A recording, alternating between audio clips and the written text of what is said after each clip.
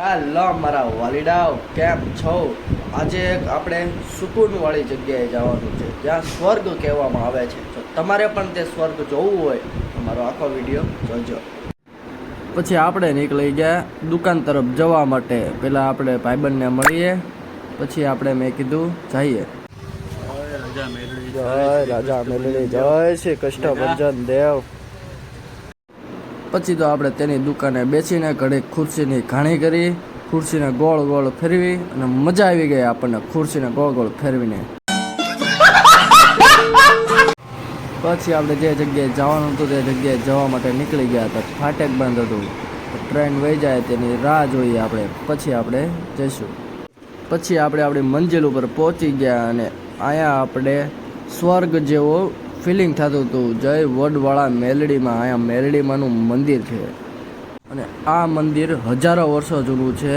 અને તેમજ તેનો એક કૂવો છે, તે પણ હજારો વર્ષો સુધી જૂનો છે, અને અહીંયા ક્યારેય પાણી ખૂટતું નથી. તેમજ આ પીપળનું પાન હજારો વર્ષો સુધી જૂનું રહ્યું છે.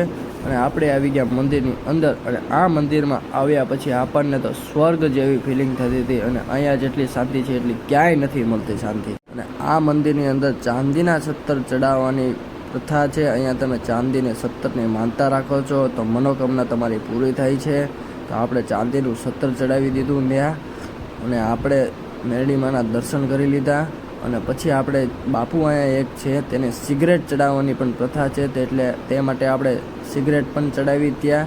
અને સિગરેટ ચડાવવાથી તેની બધી જ આપણી મનોકામના પૂરી થાય છે. જૂની જૂની પરંપરાઓ છે, તે બહુ જ પ્રાચીન છે બધી. જો ગાઈસ, તમારે પણ આ મંદિરે આવવું હોય તો આ મંદિર છે રામતરી ગામમાં, કે ભાવનગર તરફ જઈએ ત્યારે રામતરી ગામ આવે છે, ત્યાં આવેલું છે આ મંદિર. અને બધા જ કોમેન્ટમાં લખજો જય માં મેલડી.